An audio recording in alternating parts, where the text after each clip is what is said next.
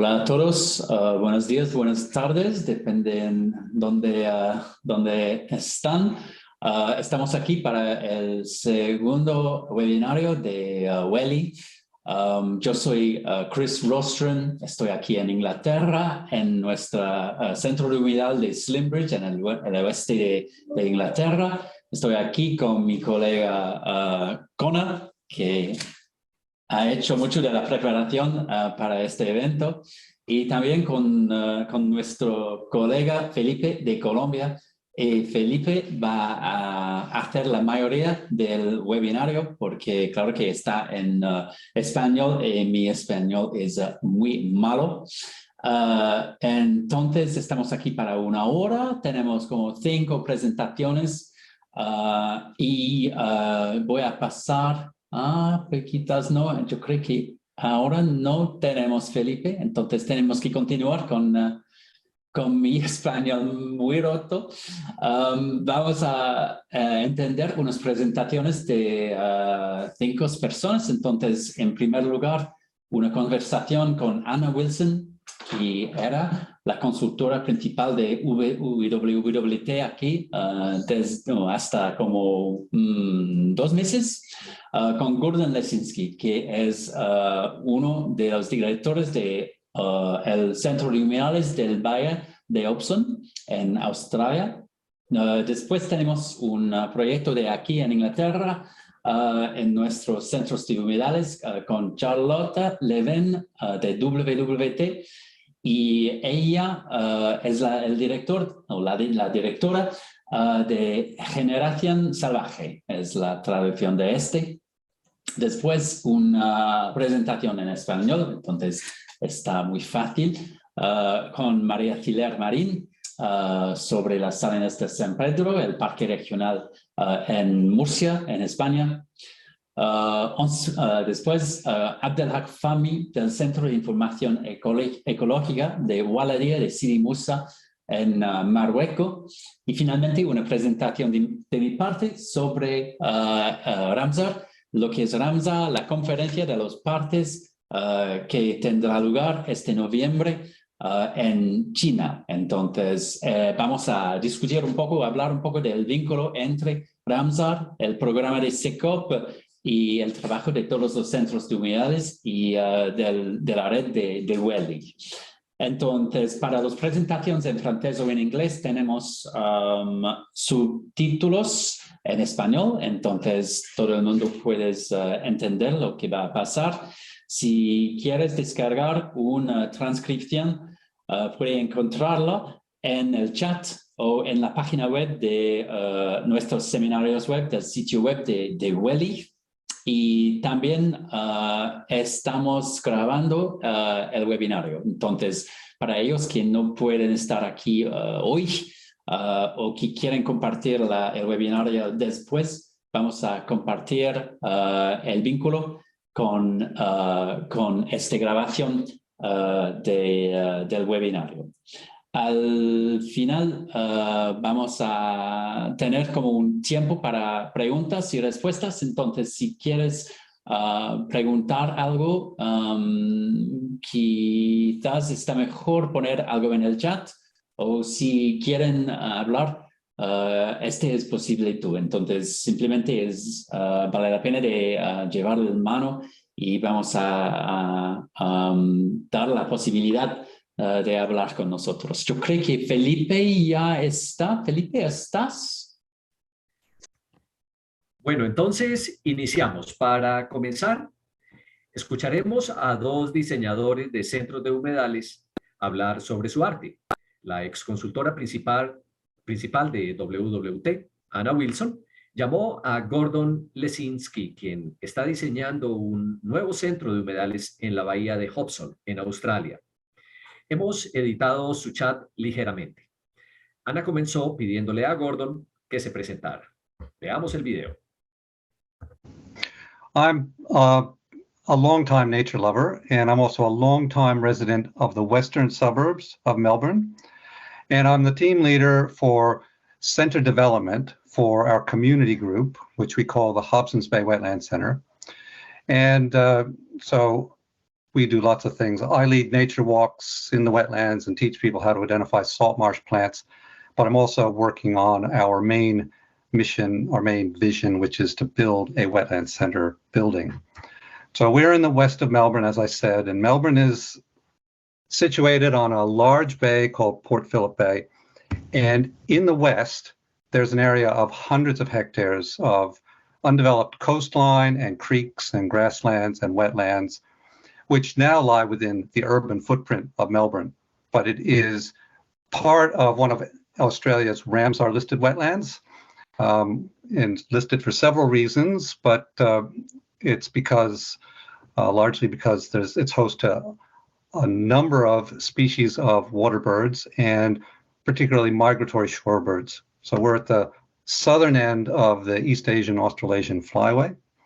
So about as far south as migratory birds can fly, almost. And the Hobsons Bay Wetland Center teaches people to appreciate nature and to appreciate this area in a nutshell. Sounds fantastic. So I think you're probably in a similar position to quite a lot of WLI members, and we get quite a lot of inquiries at WWT, particularly through our consultancy. So people who want to either develop new wetland centres or new facilities for their visitors. So it's really great to have you here talking about your experience, because this is a process you've started and you're very much underway with.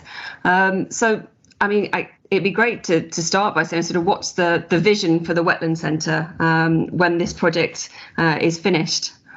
Okay. Well, so we've got a mission statement, which is to connect people with nature. So that's what it's all about. And then we have a vision of doing it by building a wetland center, because, and this would be in common with other Wetlands Link members. It's would be to help the community visit the wetlands, experience them more deeply, learn about them, get involved to help protect them. And that's the reason why Ramsar Convention and Wetlands Link International believe in building wetland centers. So we've just bought into that vision. We really do believe that is the way to connect people with nature and get those outcomes. Absolutely. Yeah, absolutely. I think it'd be really great for your communities there, and that was going to be one of my next questions, was just sort of who are the intended audiences for the centre, who are you doing it for and hoping that will come and use the new facilities? Okay, well, look, for the benefit of this audience, I'd just point out that it's for any visitor from anywhere in the world, from any culture, and it's even for people who follow us in other countries who will never get a chance to visit, because that's one of the interesting things about wetland centers. We have other partner wetland centers on the flyway, but really in the main, it is for the local community. So it's a big urban area, and it's for the people of the western suburbs. First of all, because they're the ones who will have ample opportunity to visit it, and then looking at the whole community, there's a special attention for people who don't often get a chance to be in nature or go, trek in nature, like people with limited mobility, and young children, like, really young children and their families, but also students of all ages. But just basically anybody in the community. It's like a community center in its nature. Fantastic. And sort of just following on from that, does the community have much engagement or opportunities to engage with the wetlands as they are at the moment, or will this be sort of quite new, I guess, for them? Well, that's a really good question. The open space is there, but it's not. I wouldn't say that it's activated, and I wouldn't say people appreciate it. We've got basically a world-class conservation area and a national park that is adjacent to suburbs, where the people who are buying homes in those suburbs don't even really realize what they're next to. And the area is accessible, but there aren't necessarily the facilities. And when you learn about what the community really looks for when they go out, there's a lot of things that people want to make them feel comfortable exploring an area. They want certain kinds of paths and amenities, and they would love to know that there's actually somebody on duty at the wetland center, and all these things will make a difference to a certain type of visitor. And then when it comes to like people who can't really travel very far, like really elderly people or people who have to travel in wheelchairs, they have really limited ability to get into these areas in the West, and generally anywhere you go, that would be the case. So this is our big open space. For the West, it's our largest open space. It's actually one of the largest open spaces in Melbourne. Mm-hmm. I know it's a really good way of putting it, that the sort of the wetlands are there, but they're not yet activated for their audiences. I really like that. That's great. So just a little bit more background to the project. Sort of where did it start, and how far along in your planning have you got? Well, it's the brainchild of Dr. Marilyn Olive, who's an environmental scientist, who's always been really passionate about the concept of connecting people with nature, hence our mission statement. So Marilyn started this project several years ago and built support for it in the local community and attracted a keen group of people. So we got to the point where we incorporated. And also the group has been very successful at finding partner organizations who share the vision or who will take an interest in the Wetland Center. And I think we've come a long way, and there's still a long way to go. The turning point has been, I think, when we approached the local council to lend its support. So now we have a really strong partnership with council. And thanks to them, we've been able to enter some of the steps which are really difficult for some organizations. Your feasibility study, that's behind us. Some of the other, studies that you have to do, and we now have a concept design. So the building has been designed by architects, not to the point where it could actually, we call it shovel ready in Australia, where we could take funds tomorrow and put out contracts. We're not to that point, but we're at the point where you can show people a really brilliant design and they can see what it looks like, and we can take it to funding bodies and say, look, it's been really well thought out. This is what it's going to be like. Oh, that's fantastic. That's a really big milestone to get to, isn't it?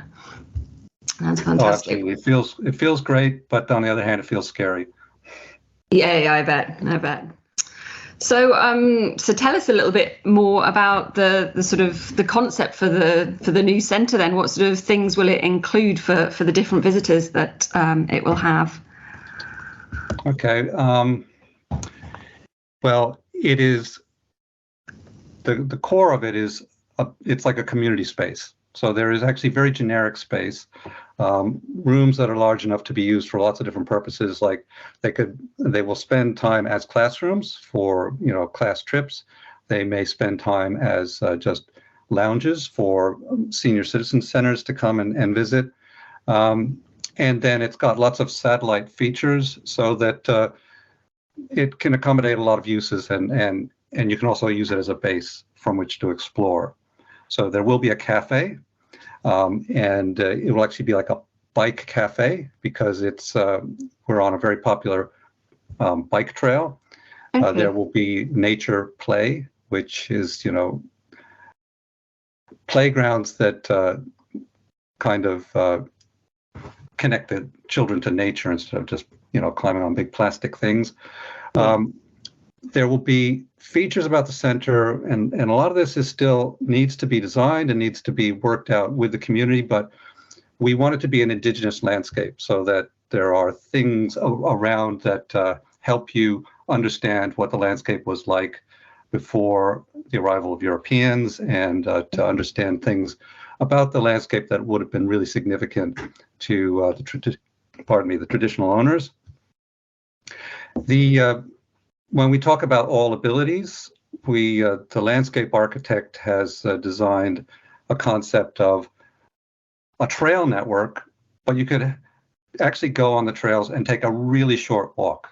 Like you could maybe just walk a few meters and that's your walk, but then there'll be longer walks and all these different distances and trails that are not paved. Like they won't be normal pavement, but they will still be accessible for wheelchairs.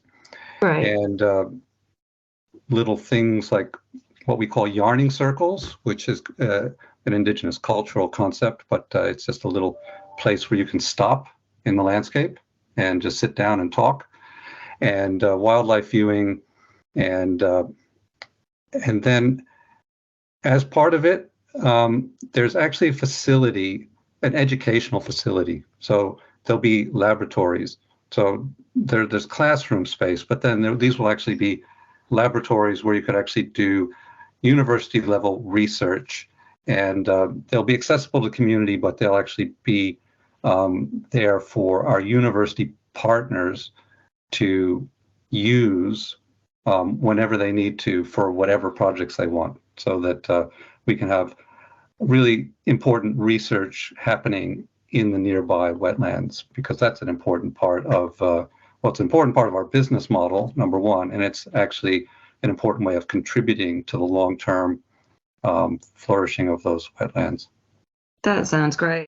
So, I mean, it's interesting that it's on the site of what had been a rubbish tip as well. So, you're actually, are you creating new habitat as part of that, or are you just creating sort of, I guess, recreational space that would link to and send people in the direction of the existing wetlands? Well, yeah, it's hard to describe it in detail, but I'll just try to sort of conceptually, we are suburban but not urban, and getting more developed all the time. And then the coast is actually important conservation land, and then it's kind of layered. So it's like a transition zone, and so what we will be doing is developing an area that is basically brownfields, but we will be near to conservation areas, and then there's other zones in between. So like I said, it's layered, and the trick is to work with those layers so that you're directing recreation into zones where the land managers are managing for recreation. And so the organizations managing the land are the local council and the state government. And then right where we build the center, instead of just having it sitting in the middle of an old paddock, we have a vision of creating a wetlands right at the doorstep. And this would be not a huge billabong or a big lake, but just what we call an ephemeral wetlands, because what you would have had in the area 200 years ago is you would have had coastal salt marsh along the shore of the bay, and then inland you would have had ephemeral wetlands. So that is something which is actually, it can be created with stormwater harvesting, but and it shouldn't be. It'll be quite challenging, but not it won't be impossible technically, and it'll be a little bit novel, because we do have created wetlands in the Melbourne area, but nobody's actually tried to create one that's very evocative of what an original ephemeral wetland would have been like.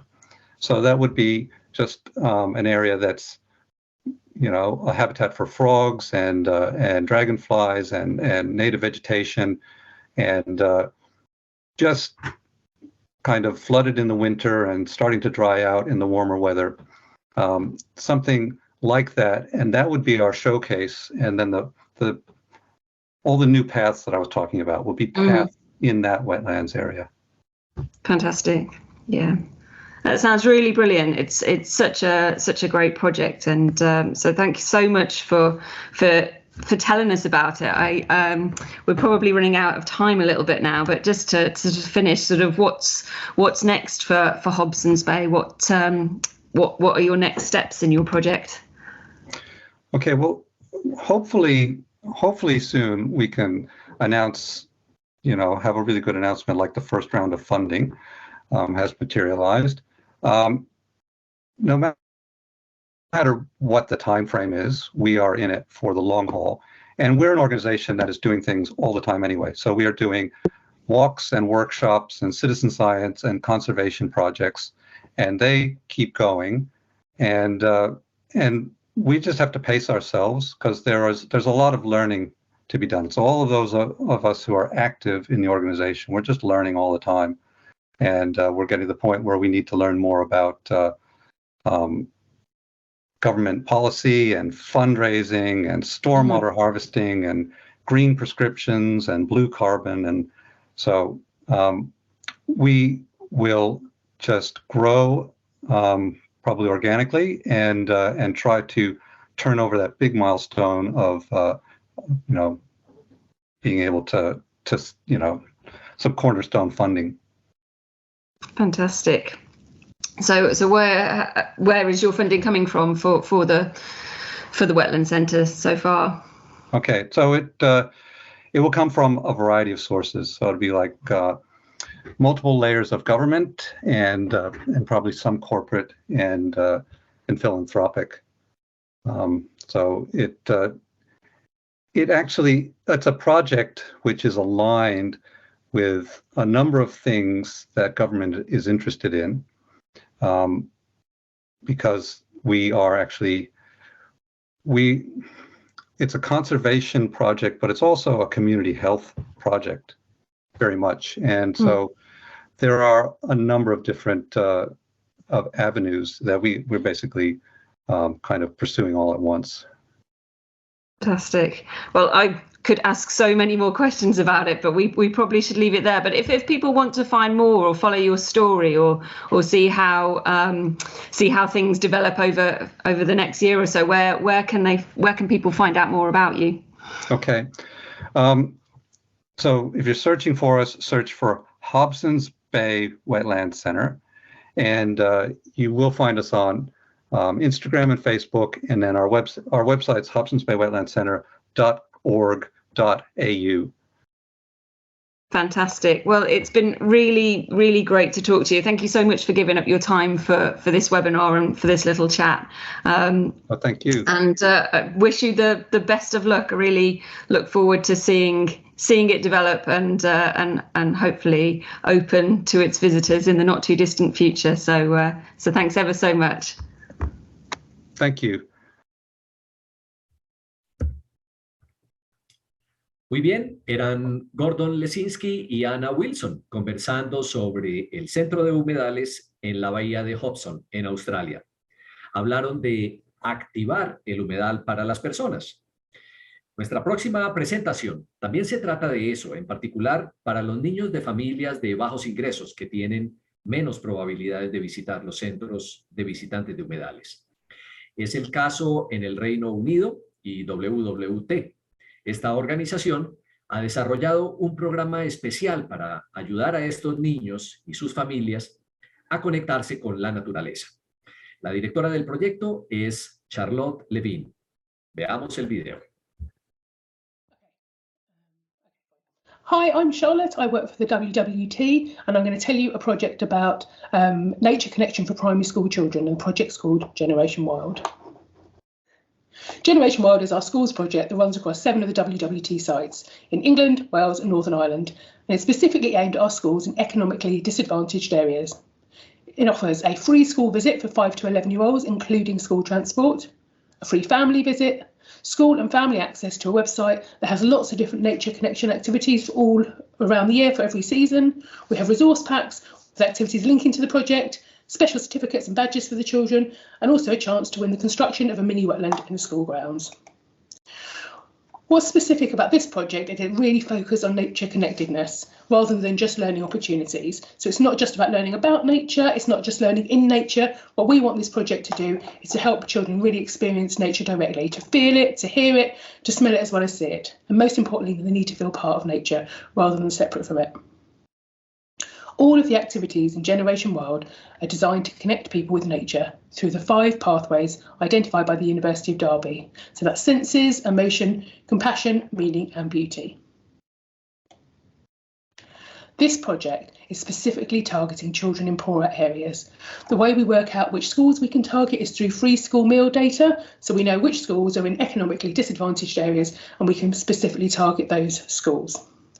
These children we know don't have the same opportunities, and what we want this project to do is to remove some of those barriers. Historically, we know that children from economically disadvantaged backgrounds have less opportunities to connect with nature. They also may feel that nature isn't for them. They worry that they won't fit in, and they don't have all the right equipment and clothing, and that they don't know the names of the animals and they don't know the rules. We believe that nature should be for everyone, and this project absolutely aims to break down those barriers. Generation Wild works with schools and families in disadvantaged communities and provides opportunities to connect with nature through an arts-based programme. So, this programme and this project focus all on Ava, and Ava is part bird, part osprey. And we can see her here in the corner. It's a really different project. It connects with nature through storytelling. So we work with children through puppetry and nature activities and also with some online engagement. So here's Ava. Ava's destiny is to reconnect humans with the natural world. Ava the osprey wakes up one morning to find that she's in a giant nest and she has transformed and she's no longer just an osprey, she's part girl, part osprey. And her story is introduced to the children through a digital storybook at school. At the end of that story, they're left wondering what has happened to Ava, and when they come to the wetlands site, this is what they find out. They arrive and they stumble across Ava in a giant nest, and throughout the project they discover that Ava's destiny is to connect children and humans with the rest of the animal world. Once they found Ava, they watch a puppet show and they learn that they need to discover why she's here and what's happened to her. The way they do this is going all the way around the wetland site. They have these little baskets that you can see the girls have here, and they put them on our posts where they find out more information. The post tells them all about different nature activities they can do, and they do a nature activity at each one of the posts. Once they've done this, the idea is that they've demonstrated they're committed to nature, and then they listen to something from the little basket which tells them a secret about Ava. Once they go back to school, they have access to our website, and the website has 2 key tasks.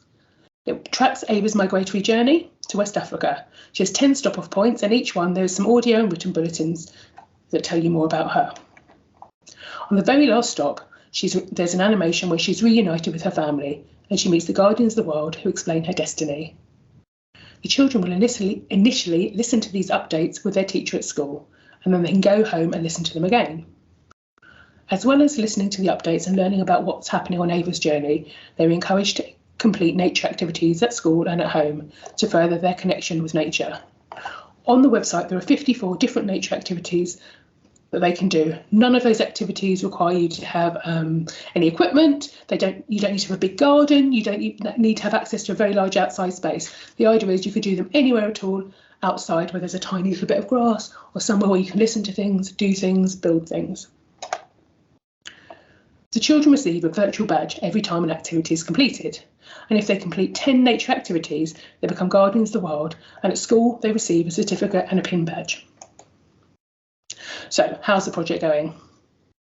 First of all, what's going well? Schools are really enthusiastic, they're really keen to sign up. Some of our sites are really, really busy at the moment, which is fantastic. Others are also getting there. So we have got schools coming to every site wanting to take part of this project, and they're booking all the way through now to next term. The children are really engaged when they're on site. They're mesmerised by Ava, and it's really interesting that we've got 5-year-olds keen to get involved and also 11-year-olds keen to get involved. They enjoy the activities. They're using the website, so we can see that they're logging onto the website and they're doing the nature activities. Feedback is absolutely excellent. The learning managers, who are the team who deliver the project on each one of our sites, their feedback is absolutely brilliant, and it's reaching the right schools. So what are some of the challenges? Firstly is the family engagement. We don't have direct access to the families. The schools promote the project to the families through their networks, so we don't have a lot of control over that. It's great when our families are coming and we can give them a free ticket so they get to bring their entire family to come and visit. However, we can't encourage that to happen. That has to be via the schools. We're really mindful that we pay for transport for schools to come on site, but we're not able to pay for families to come on site at the moment for their transport, so that's also a barrier. The project spans a wide age group, and although it's working at the moment and the puppet show seems to engage both 5-year-olds all the way through to 11-year-olds, we are mindful that some of the language is sometimes more tricky for the smallest of children, and some of the ideas might be more difficult for the kind of 11-year-olds, the older children, to really believe in.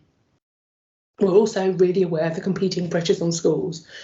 And whilst we know that to set this project up and to get it working really well doesn't take a lot of work for schools, the teachers have got so many different things that they have to do, so many competing pressures. We're really mindful that we're adding something else and we don't want to make things difficult for them. So we're really constantly thinking about how can we make this process as simple as possible so schools and children get lots out of it, but it's not hugely onerous on them. Finally, it is a new way of working and it is a new way of thinking. We are really aware that this is different. This isn't about learning about nature. What this is about learning how to be in nature, to really connect with nature. And so we want people to be really passionate about that, but it's new and it's different. So what have teachers said? I thought it was quite useful to give you some feedback. So a bit of feedback from all the, we give out forms at the end to ask people how they feel about it, and we get them to write to us a few weeks later as well. So some quotes from teachers. Lovely day out of the classroom, using nature to learn. Pupils enjoyed the activities and the website has good activities to use back in school. A day to spark curiosity in nature, which is really nice, providing great opportunities for open-ended learning. Exciting and educational. This one I particularly like because it was a great trip and we appreciate the cost being covered as we'd not be able to visit otherwise. Fantastic day, an absolute must. And that kind of comment around we wouldn't be able to do it otherwise is, I guess, gets to the crux of this project. This is why we're doing it. We want to make sure that those children who wouldn't have access are able to have access and that finance isn't that barrier. It's also the reason why this project really excites me. It's why I came to the project, because I want to think about how we meet the needs of those children. So the Generation World programme and overview. So this is what the project's about. The main project stages are the project setup. So the teacher sets up their class on the website. Then the story. So the teacher reads Ava's digital storybook to the class and everybody learns about Ava. The school comes to the WWT. They watch the puppet performance and they complete the trail, unlocking Ava's secrets. Following on from that, there's the family activity. The schools go back. They tell the children to share their tickets with the families so the families can come back for free. And the children watch the website both at school and back at home. They track Ava on her journey and complete her story. So the nature activities they can do at school, they can do with their families. And finally, the Guardians of the Wild. Schools award children with their pin badge and certificates once they've collected 10 virtual badges. Do you want to know more about the project? You can email me, this is my email address, or go onto our website and you'll be able to see bits about the project. Thank you.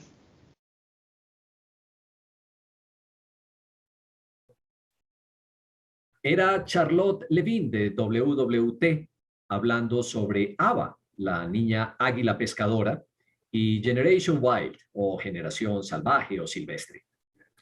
Ahora vamos a España para una presentación en español. María Ciller se une a nosotros para hablar sobre cómo apoyan e involucran a los visitantes en un lugar inusual. Es un humedal muy salado llamado Las Salinas de San Pedro de Pinatar. Veamos este video.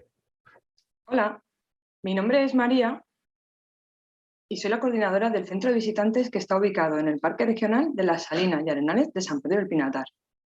Lo primero que quería era agradecer a WLI International por habernos invitado a participar en este webinario. Yo os voy a hablar de forma muy resumida de cómo es el Parque Regional de Las Salinas de San Pedro y del programa de educación ambiental que llevamos a cabo desde el Servicio de Información. Voy a compartir pantalla para poder ir explicándoos con las imágenes delante.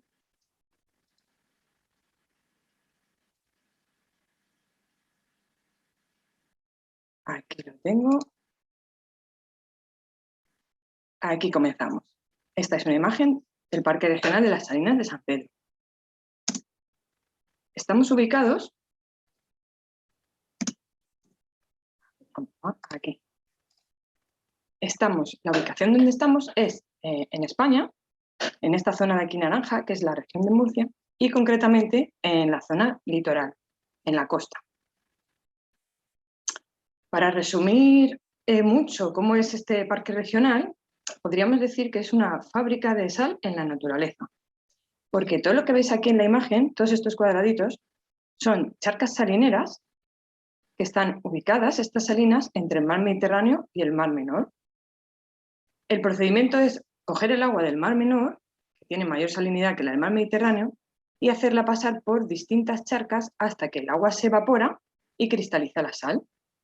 Este sería el motor que mueve todo lo que vemos en el parque. ¿Cómo es el parque? Gracias a que está esta explotación salinera. Aquí, claro, tenemos unas condiciones idóneas para que esto se dé. Las temperaturas son muy altas, sobre todo en verano, y hay muy poquitas precipitaciones. Esto, que es ideal para obtener sal, es muy difícil para el desarrollo de la vida, lo que hace que las especies que viven aquí estén adaptadas a esas condiciones de mucho calor, muy pocas precipitaciones y mucha salinidad en el entorno.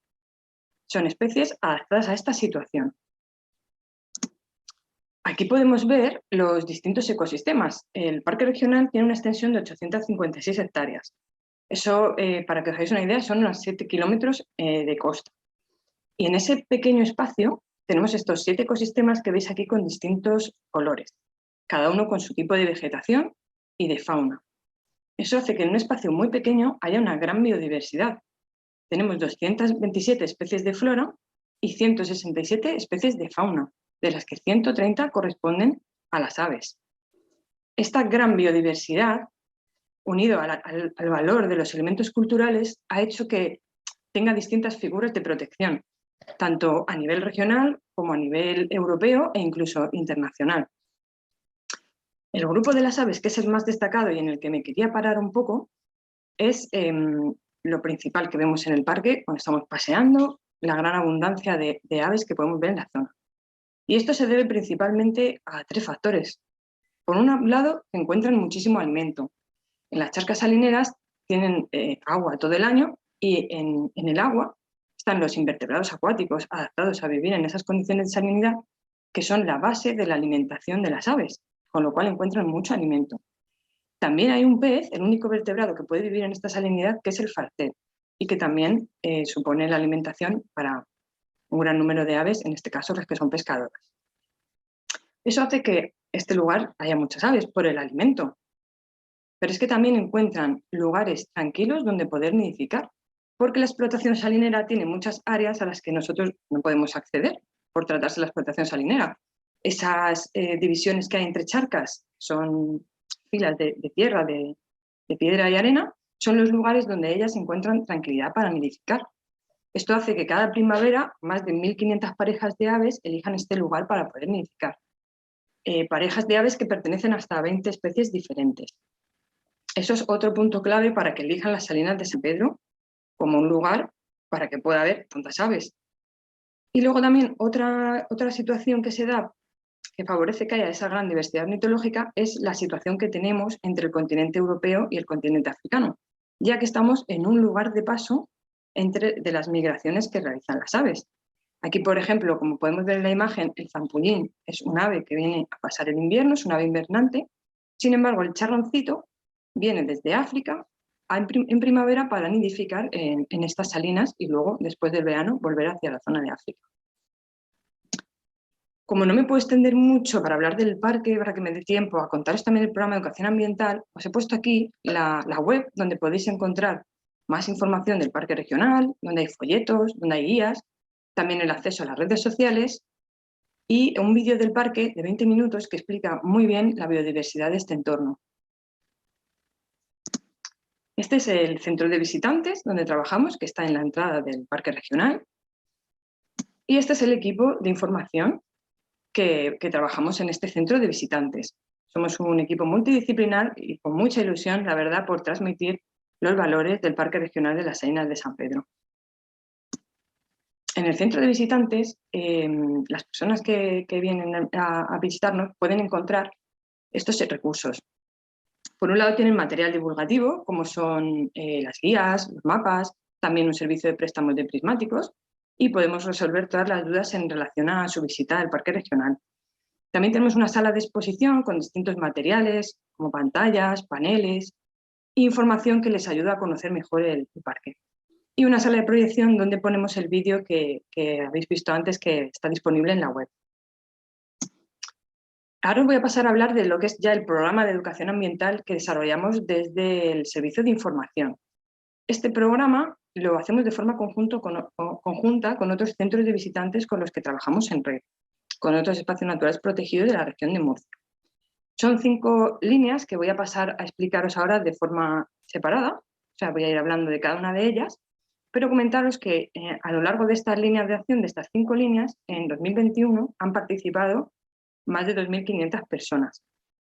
En los momentos anteriores al COVID este número era superior, ya que ahora tenemos que hacer los grupos más reducidos de participantes y eso ha hecho que se reduzca un poco el número. Pero aún así, durante el año 2021 han sido 2.500 personas las que han participado en estos programas. Por un lado tenemos el programa de La naturaleza a tu alcance, que está dirigido a grupos organizados. Sobre todo participan centros educativos y también asociaciones y otras entidades sin ánimo de lucro. En el caso de las Salinas de San Pedro tenemos 7 actividades diferentes, que se pueden ver ahí en la imagen, y la mayoría son rutas guiadas por el Parque Regional, aunque también tenemos alguna, como puede ser una charla online, para los momentos en los que no se pueden desplazar hasta el parque. Este programa está disponible todo el año y es necesario reservar previamente la fecha para que podamos organizar la agenda. También tenemos otro programa, que es la mochila de actividades, y esta está más dirigida a realizar actividades en fin de semana y ya no es para grupos organizados. Pueden participar de forma particular cualquier persona o familias. Y el tipo de actividades que ofertamos son rutas guiadas, talleres, exposiciones y también cuentacuentos. Y esta programación sí cambia cada trimestre. Entonces, cada trimestre se edita una nueva mochila con nuevas actividades. Y en la mayoría de actividades es necesario inscribirse. La inscripción la hacemos de forma online para que sea más cómoda. Otra parte de nuestro programa de educación ambiental es la celebración de días mundiales de temática ambiental. Cada vez que se celebra un día mundial, editamos un dossier, como la imagen que veis en la pantalla, y ahí englobamos todas las actividades que realizamos, tanto con público general como con escolares, y el dossier abarca las actividades de los distintos espacios naturales protegidos que celebran ese Día Mundial. Nosotros en las Salinas de San Pedro, los días mundiales principales que celebramos son el de los humedales en febrero, el de las aves migratorias en mayo, el del medio ambiente en junio y el Día de las Aves en octubre. También otra línea de nuestro programa de educación ambiental son las campañas de sensibilización ambiental. Durante todo el año vamos desarrollando diferentes campañas, tanto con actividades donde pueden participar las personas como con publicaciones a través de las redes sociales. En este caso estamos desarrollando 3 campañas. Una es la campaña 0% plástico en espacios naturales, que está centrada en transmitir la problemática de la presencia de plástico en la naturaleza. Otra es la de plantas exóticas invasoras, que se centra en sensibilizar sobre el problema que supone introducir especies exóticas invasoras. Y la otra campaña que estamos desarrollando es la de Cuidaico no circulas sol, enfocado a sensibilizar sobre la importancia de circular a una velocidad adecuada en los espacios naturales para evitar atropellos de fauna. Además de estas 3 campañas, en verano tenemos 2 más que se realizan durante la época estival. Una es la campaña Territorio Tortuga, para informar de cómo actuar si las personas ven tortugas o sus huellas en la playa, y otra sobre Posidonia oceanica, para concienciar de la importancia de conservar esta planta marina y sobre todo conservar sus restos en la playa. Por último, la última línea de acción de nuestro programa de educación ambiental son los vídeos Mi Clase Natural. Estos vídeos surgieron en el momento de la pandemia, del COVID, porque los grupos no podían desplazarse hasta el Parque Regional y vimos que una buena forma era grabar vídeos cortitos donde nosotros le contábamos los aspectos que desarrollaríamos durante una visita guiada, pues contárselos a través de vídeos. Estos vídeos están disponibles en el canal de YouTube de Espacios Naturales Protegidos de la Región de Murcia y sobre todo están destinados a centros educativos, asociaciones y entidades que estén interesadas en difundir los valores naturales y culturales de los espacios naturales protegidos. Hasta ahora hemos grabado 3 vídeos, uno sobre cómo se fabrica sal en un espacio natural, otro sobre la vida acuática en las salinas y otro de la avifauna del parque regional.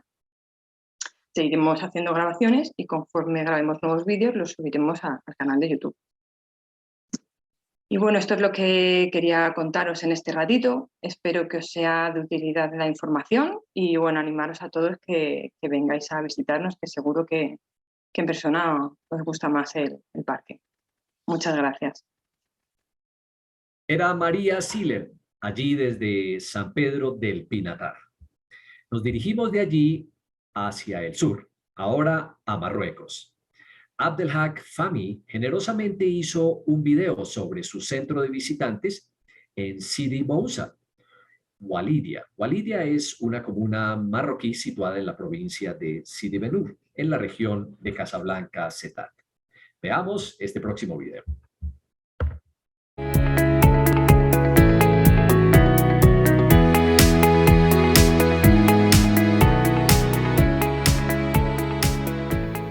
Plusieurs projets ont été réalisés pour la préservation et la sauvegarde de la lagune de l'Oualidia dans le cadre d'une convention signée par différents départements du royaume, sous le patronage du roi du Maroc en avril 2010.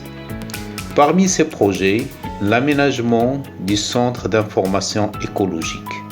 Ce centre a été aménagé en collaboration entre la mairie qui a donné le lot du terrain et le département des eaux et des forêts et de la lutte contre la désertification qui a aménagé et équipé le centre.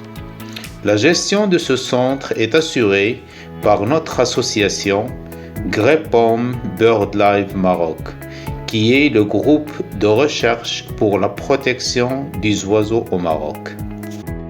Les activités du centre.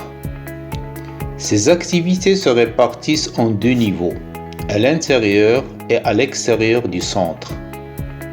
À l'intérieur du centre, premièrement, les visites libres.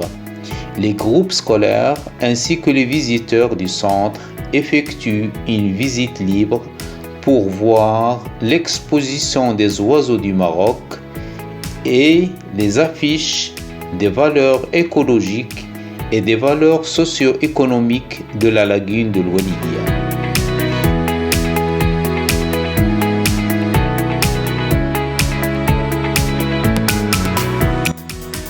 Deuxièmement, présentation audio et audiovisuelle. Après la visite libre, les visiteurs et les groupes scolaires assistent à 3 présentations audio et audiovisuelles. La première présentation concerne le complexe lagunaire Sidi Moussa-Oualidia en général et la lagune de l'Oualidia en particulier. Cette présentation s'articule sur tout d'abord, l'inscription du complexe lagunaire Sidi Moussa-Oualidia sur la liste de Ramsar comme zone humide d'importance internationale et sur les valeurs écologiques de la lagune, flore, faune, en particulier l'avifaune. Et aussi sur les activités socio-économiques dans la lagune de l'Oualidia. L'ostréiculture par exemple, la pêche lagunaire, le ramassage des coquillages, le ramassage des algues, l'agriculture sur les flancs de la lagune et enfin le tourisme. La deuxième présentation concerne la migration des oiseaux, alors que la troisième présentation concerne le bec des oiseaux et leur régime alimentaire. Toujours à l'intérieur du centre, on organise des ateliers pédagogiques de jeux et dessins écologiques pour les enfants. À l'extérieur du centre, on effectue des visites guidées des zones humides de l'Oualidia, à savoir le marécage et la lagune, pour observer les différentes composantes écologiques de ces 2 écosystèmes et identifier les valeurs patrimoniales naturelles et sociales ainsi que les menaces sur ces zones humides.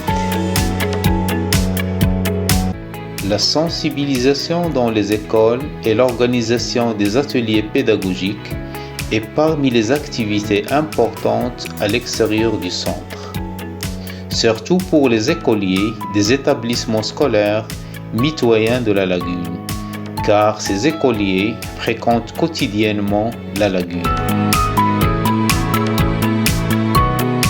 Parmi ces ateliers, celui organisé dans le cadre du programme Spring Live en novembre 2021, dont le thème a été consacré à la préservation des nids des oiseaux.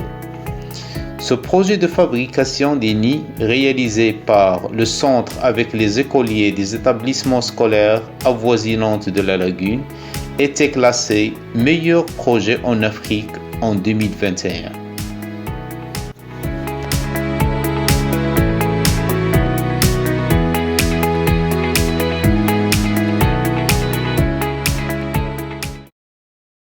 Qué gran energía allí con Abdelhak Fahmi y los niños haciendo sus nidos. Ahora tenemos nuestra primera presentación en vivo de este seminario web. El director de WLI, Chris Rostron, es bien conocido por muchos de ustedes.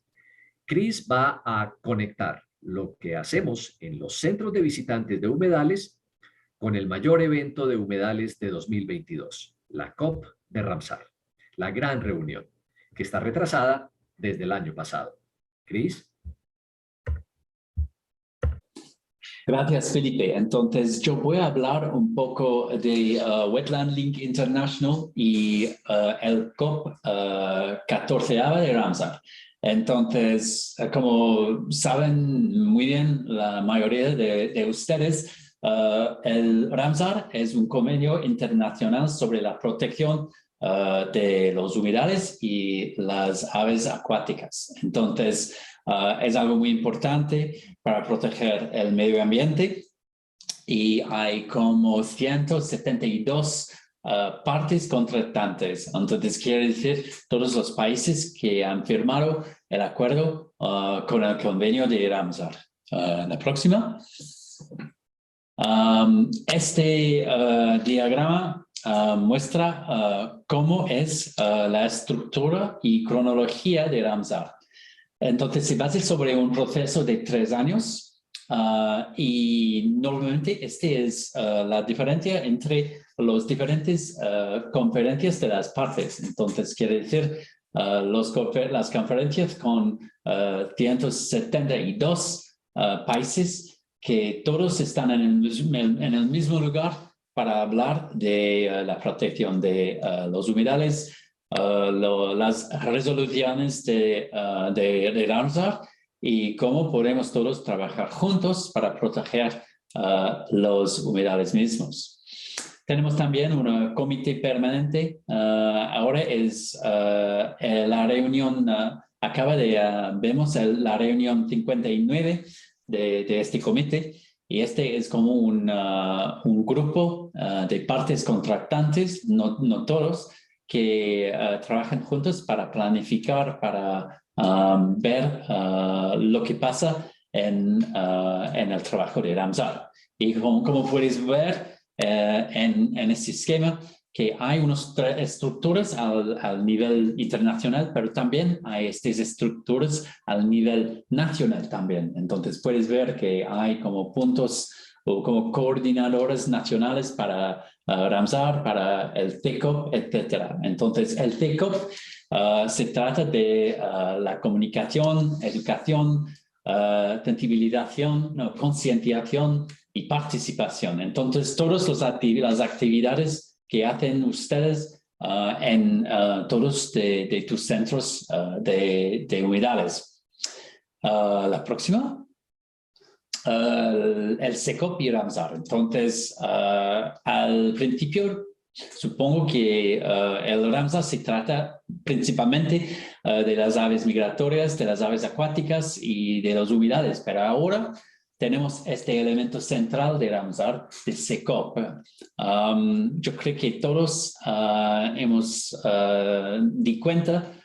dado cuenta que necesitamos comunicar nuestros mensajes a todo el mundo, al gran público, a los visitantes de nuestros centros y a la gente que vive alrededor de los humedales. Sin este contacto con otras personas, esta idea de protección de Ramsar no tiene ningún sentido.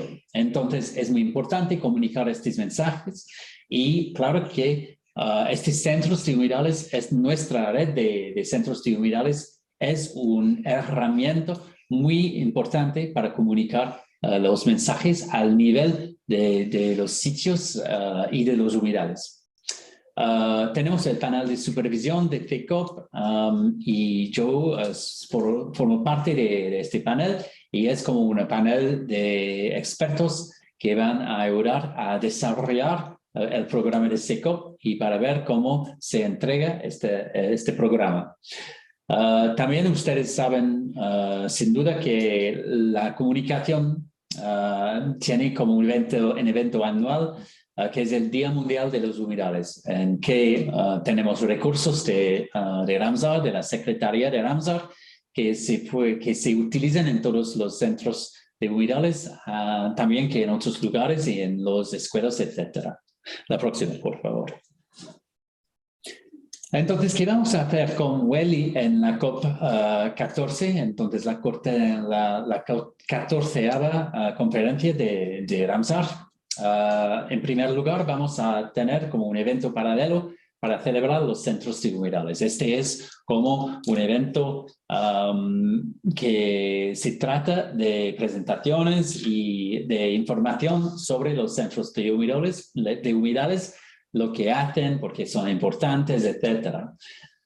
Después vamos a hacer como un lanzamiento de los premios Star Wetland Awards, entonces premios humedales estelares, que son unos premios para los centros de humedales que son los, como se dice, mejores en el mundo. Entonces es una buena oportunidad para ver lo que hacen estos centros de humedales, que pueden ser como muy pequeños o muy humildes, pero sin embargo hacen como cosas muy importantes para comunicar mensajes de los humedales.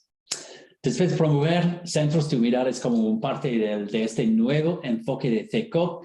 Vamos a ver como una nueva resolución sobre COP y la red de estos centros de humedales y los humedales de centros de humedales mismos forman una gran parte de este programa.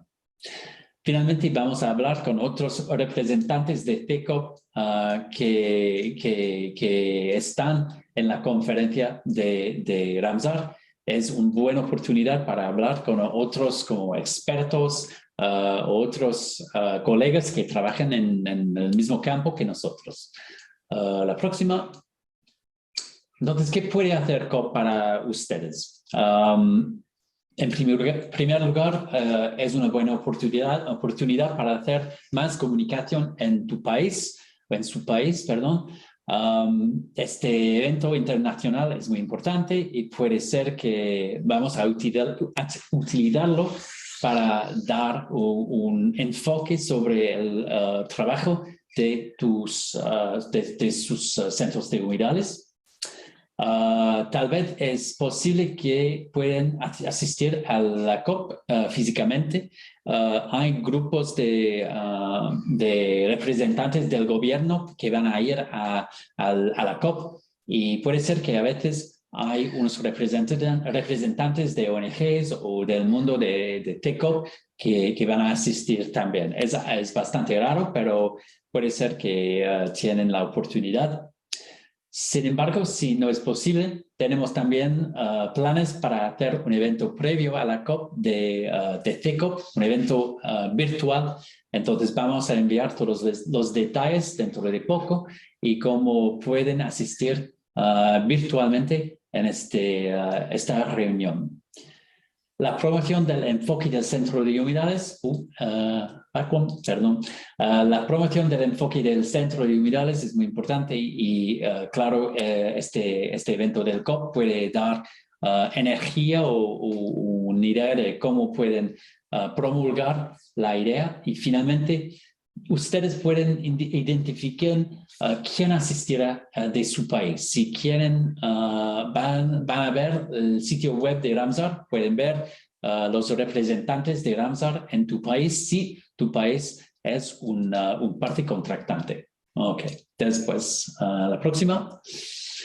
Finalmente, el COP y el WLI es una buena oportunidad de celebrar los centros de humedales, lo que hay en cada centro, lo que hacen, porque son tan importantes, para ver que el nuevo enfoque tiene como un vínculo firme con la entrega de este COP basada en el centro de humedales. Es una herramienta muy útil y saben que ustedes forman un gran herramienta para entregar los objetivos de Ramsar. Promover a nivel nacional lo que están haciendo Ramsar y los centros de humedales. Claro que si hay este evento internacional, es un buen momento para explicar un poco lo que es Ramsar. Y finalmente, si tienen suerte, puede ser que van a asistir físicamente en la COP, pero es más fácil, supongo, que pueden asistir a la reunión virtual para planear, para discutir, para ver lo que podemos hacer todos juntos para entregar el programa de SECO. Entonces, gracias a todos. Disculpas para mi español muy malo. Y yo le paso a Felipe. Gracias. Muchas gracias, Chris. Ahora tenemos unos minutos para preguntas y respuestas, si así lo desean. Pueden utilizar el botón de chat o el espacio de chat y el botón de reacciones para levantar la mano si tienen comentarios o preguntas.